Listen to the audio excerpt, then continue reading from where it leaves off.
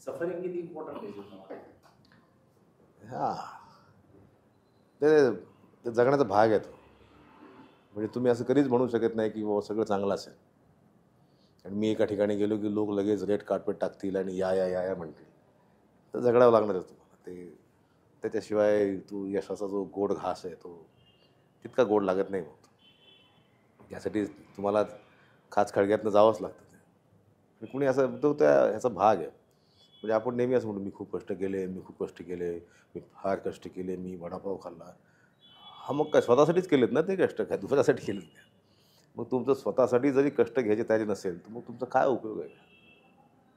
म्हणजे तुम्ही स्वतःला झिजवत नाही आणि तरी तुम्हाला काहीतरी मिळवायचं आहे, यश साजरं करायचं असं होत नाही. आणि हा भाग आहे त्याचा, हे वेगळं नाही काही, की अरे बापरे माझ्या वाट्याला कष्ट आले, तर तो त्या रस्त्याचा भागच आहे, ते येणारच आहे. त्यामुळे त्यापासून तुम्ही पळू शकत नाही. टॅलेंट फ्री इव्हॉल्विंग माइंड्स हा अतिशय उत्तम उपक्रम आहे. इथं संवादांची, विचारांची, कलेची देवाणघेवाण होते, जे या आजच्या काळात फार गरजेचं आहे. त्यामुळं हा जो उपक्रम आहे टॅलेंट फ्री इव्हॉल्विंग माइंड्स, त्याला माझ्या शुभेच्छा. Thank you sir, thank you. नाही, अजून समाधान म्हणावं असं काही घडलेलं नाही माझ्याकडून. असं वाटतं की माझ्या सगळ्या आमच्या सगळ्या घरच्यांना, ओळखणाऱ्यांना, ज्या ग्रुपमध्ये मी काम केलं, ज्यांच्यासोबत मी काम केलं, ज्या संस्थेमुळं मला मुंबईला जायचं धैर्य मिळालं, ते ज्या दिवशी समाधानी होतील त्या दिवशी मी समाधानी. त्या कधी कधी असं वाटतं की ही गोष्ट आधी केली असती तर बरं झालं असतं, ही गोष्ट तेव्हाच केली असती तर बरं झालं असतं, तेव्हा का नाही केली, तेव्हा का नाही आपल्या लक्षात आलं. पण मी असं म्हणतो की देर इज नेवर लेट. तुम्हाला आत्ता उमगले ना की हे करायला पाहिजे होतं, तर इथून पुढे या क्षणापासून तुम्ही सुरू करू शकता. कारण शिकायला किंवा कुठली गोष्ट आत्मसात करायला तीच वेळ पाहिजे, हीच वेळ पाहिजे असं नसावं. या क्षणी वाटलं की हे आपल्यात न्यून आहे, हे आपल्यात कमी आहे, तर लगेच ते अचीव करण्यासाठीच आपण प्रयत्न केले पाहिजे, तयारी केली पाहिजे. एक सतत शिकत राहण्याची गोष्ट पाहिजे. कारण कलेला असं कुठलाही फिक्स सिलेबस नाही की हे 3 पुस्तकं म्हणजे अभिनय आणि ते 3 पुस्तकं म्हणजे बासरी आणि हे 4 पुस्तकं म्हणजे हार्मोनियम आणि ते 1.5 पुस्तकं म्हणजे तबला.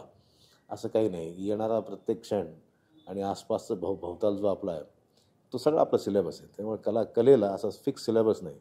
त्यामुळं सतत नवीन नवीन जे जे घडतं आपल्या आसपास ते आत्मसात करण्यासाठीचा प्रयत्न केला पाहिजे. कारण कला अशी बांधता येत नाही की एवढंच म्हणजे कला. आपण म्हणतो ना की मोठमोठे गायक रोज रियाज करतात. मग आता लता मंगेशकर शेवट पण रियाज करत होत्या किंवा मोठमोठे गायक शेवटपर्यंत रियाज करत होते. म्हणजे त्यांना वाटतं की आपल्यामध्ये काहीतरी अजून हवं आहे आपल्याला. त्यांनी आपण मला आलं असं नाही केलं की मला गाणं आलं आहे आता, मला सगळं आलं आहे आता. तर तसं तसं न करता सतत सतत शिकत राहायला हवं सगळ्यांनी. आणि कानच लावावं लागतं स्वतःला कानच लावावे लागते. ती स्वतःकडे असलेलं जे कला आहे तिला सतत पॉलिश करत राहावं लागतं, नाही तर ती गंजते. खूप मोठं स्थान आहे. म्हणजे दोन्ही गोष्टीचा बॅलन्स सांभाळत तुम्हाला काम केलं पाहिजे. म्हणजे कलेच्या व्यवहारामध्ये सक्सेसफुल यशस्वी होण्यासाठी जर तुम्ही नीतिमत्ता सोडली तर मग त्याला काही कलावंत म्हणता येणार नाही. मग तो व्यापारी झाला, तो धंदेवाईक झाला. नीतिमत्ता आणि नैतिकता तुम्हाला सांभाळता यायलाच हवी. ते दोन्ही it should go hand in to hand. सुट्टं नाही जाता येत. ते सोबत ठेवावं लागतं तुम्हाला. तुम्ही कुठल्याही हीन पातळीला जाऊन स्वतःचं यश साजरं नाही करू शकत. आजची पिढी जरा प्रेम वगैरे या सगळ्या गोष्टींमध्ये गुरफटलेली आणि कन्फ्युज झालेली दिसते. तर प्रेमाची व्याख्या काय आहे? प्रेम काय आहे? प्रेम कसं ओळखायचं? प्रेम त्या लोकांना तो डोळ्यातला जो प्युअर क्षण आहे ना तो लगेच कळतो. त्यातली जी प्युरिटी जी आहे त्यात खरेपणा लगेच लगेच कळतो त्या माणसाला. आणि जर तो खोटा ओळखला गेला असेल किंवा खोटं पकडलं गेलं असेल तर 6 महिन्यात ब्रेकअप होतात वगैरे तिथे ते आहे. त्यामुळे ती प्युरिटी ओळखता यायला पाहिजे की की हे माझ्यासाठीच आहे, हे माझ्यासाठी आलेलं आहे, हे माझं आहे असं वाटण्याची फार गरज आहे. पण आता तितकंसं काही राहिलेलं नाही. लोक शॉर्ट टर्म फ्रेंडशिप आणि शॉर्ट टर्म सगळे लोक हे करतात. त्या क्षणाला लोक ती माणसं त्यांचे दोस्त होतात, ती व्यक्ती त्यांच्या जवळचं होते. त्याच्यामुळे आता त्यातच ते हळूहळू शोधत शिकत जातात. मला वाटतं एका ठिकाणी ठरवतात की बाबा इथे आपण थांबायला पाहिजे, इथे आपलं आलेलं आहे. पण फारच प्लास्टिक जमाना आहे, त्यामुळं ते ओळखणं फार अवघड आहे. त्याचा शोध सतत चालू पाहिजे. पारख करता यायला.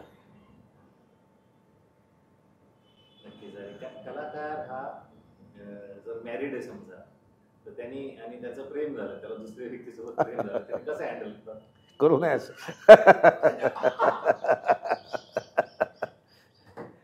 करू नये असं, करू नये. करू नये असं. सही आहे. बहुत बढिया. ओके. आणि ठीक आहे. आणि बाकी एंटरटेनमेंट इंडस्ट्रीच्या पद्धतीने चेंज होते. आता OTT प्लॅटफॉर्म आले आणि रील्समुळे पण लोकांना एक्सपोजर भेटते.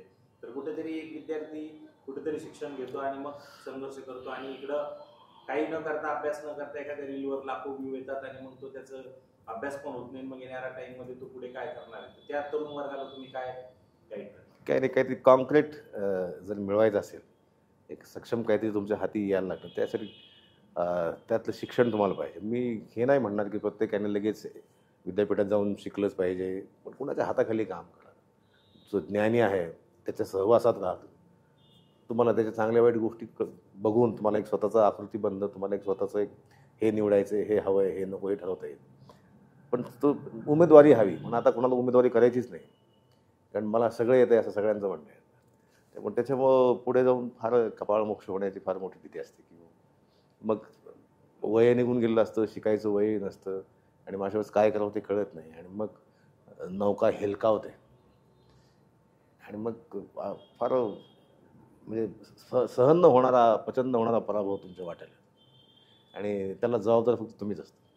कारण त्यावेळी तुम्ही शिकला नाही, त्यावेळी चुका केल्या पण त्या दुरुस्त नाही केल्या आणि दरवेळेस पुन्हा पुन्हा तीच चूक केली तर काय मजा आहे. And there are many mistakes to do.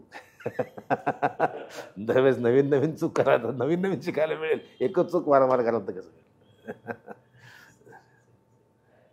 शिक्षण सतत शिकत राहिलं पाहिजे. पण याचा काय उपयोग आहे, त्याचा काय उपयोग आहे, त्याचा काय उपयोग आहे असं म्हणून नाही. तुमच्या आवडीचं शिका, तुम्हाला जे वाटतं ते शिकायला पाहिजे. माझी PhD चालू आहे. मला म्हणतात तुम्हाला काय करायची गरज आहे सगळं? मला हाऊस आहे शिकायची. आणि मला काय नोकरी करायची असेल तर मी तेव्हाच UPSC केलं असेल, नोकरी लागलो असतो. पण अभिनय करता करता स्वतःच्या अंगावर एखादं ओझं पाडून घेतलं तर माणूस थोडं ढकलतो त्याला आणि उचलतो. हळूहळू तेवढी ताकद येते. तेव्हा अरे बापरे कसं शक्य आहे, मी कसं करू, मी तर एवढा बिझी असतो वगैरे. आणि नाही रे होत, बैठक नाही होत. नाही उद्या आज पुढच्या वर्षी होईल, तर त्याच्या पुढच्या वर्षी पण होईल ना कधीतरी. ते शिकत राहायला पाहिजे.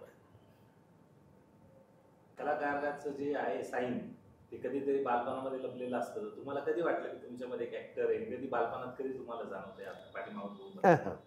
5वी मध्ये असताना शाळेत ते मॅडमने नाटक बसवलं होतं, तेव्हा मी त्यात काम करतो. पण हे आपलं क्षेत्र होईल असं नव्हतं वाटलं. पण मी शाळा कॉलेजमध्ये मी खेळलो नाही कधी, मी कधी ग्राउंडवर दिसलो नाही कधी. मी सतत नाटक, सतत त्याच लोकांसोबत असायचो. कॉलेजमध्ये पण तसंच, कधी खेळलो नाही. तुला काही विचारायचं एखादा प्रश्न तुझा? मला हेच विचारायचं होतं की आता अशी हजारोच्या संख्येने कलाकार प्रत्येक ड्रामा डिपार्टमेंटमधून किंवा काही हौशी मुंबईकडे येतात, पण त्यांना काम मिळत नाही. त्यांच्याकडे एकच उद्देश असतो की मला कुठला तरी कलाकार व्हायचंय. मुलं फ्रस्ट्रेट होतात. तर इतक्या लोकांना कामं मिळणं शक्य नाही, तर तुम्ही त्यांना काय सांगाल? तर स्टेईंग कॅपॅसिटी पाहिजे तुमच्याकडे. थांबावायला लागतं. गेलं आणि लगेच मला काम मिळालं, लगेच माझं पोस्टर लागलं असं होत नाही. आणि आपल्याला फक्त जे सक्सेसफुल होतात त्यांची स्टोरी दिसते. असे कित्येक लोक ज्यांच्या वाट्याला पराभव आला आहे ते आपल्याला दिसलेच नाही गेले. त्या सगळ्याची तयारी ठेवून जायला पाहिजे. आणि आता मला नेहमी असं वाटतं की एक बॅकअप प्लॅन तुमच्यासाठी पाहिजे. काहीतरी आणखीन एखादं हुनर तुमच्याकडे पाहिजे. म्हणजे समजा आपण म्हणतो की पूर्वीचे लोक म्हणायचे ते फार बरं होतं की शिक्षण कंप्लीट करा आधी. आता शिक्षण कंप्लीट करा म्हटल्यानंतर लोक म्हणतात की झालं की ग्रॅज्युएट हे शिक्षण आहे काय? ही सुरुवात आहे, माणूस होण्याच्या शिक्षणाची सुरुवात.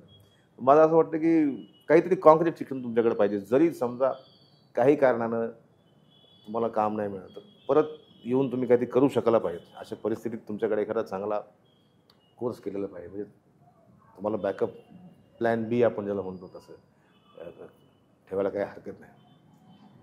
कारण हे इतकं अनसर्टन आहे ना हे फील्ड.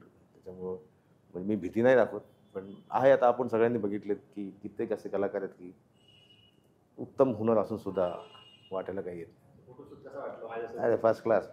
म्हणजे फोटोशूट इतक्या लवकर होईल मला कधी वाटलं नव्हतं. मला वाटलं की ते खूप दिवसभराचं काम असतं आणि खूप चेंजेस आणि मग ते स्टाईल आणि हे. तर इथे एकदम कम्फर्टेबली जेवढं आम्हाला येतं तेवढ्यातच फोटोशूट झालेलं आहे आणि चांगलं वाटलं. मला खूप उत्सुकता आहे फोटो बघायचे. लगेच पाठवतो, नक्की पाठवतो. आणि आमच्या टॅलेंटरी उपक्रमाबद्दल आम्हाला हे एक चांगलं आहे. हे तर हा जो आहे की आपण म्हणजे मला कधी कधी माझ्यामुळेच ती माझ्या आईला सवय लागलेली दिसते की आम्ही घरातल्या घरात एकमेकाला फोन करतो. म्हणजे समजा ती हॉलमध्ये असेल तर ती माझ्या रूममध्ये मला फोन करते जेवायला ये म्हणून.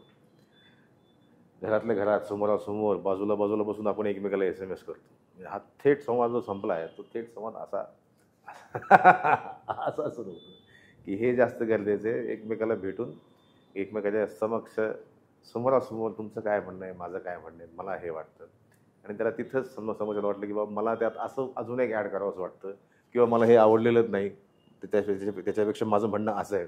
हा जो संवाद आहे आणि ह्या सगळ्यासाठी तो मेळावा होणं गरजेचं आहे आणि हा आहे तो स्नेह मेळावा आणि स्नेह मेळावा फार गरजेचा आहे.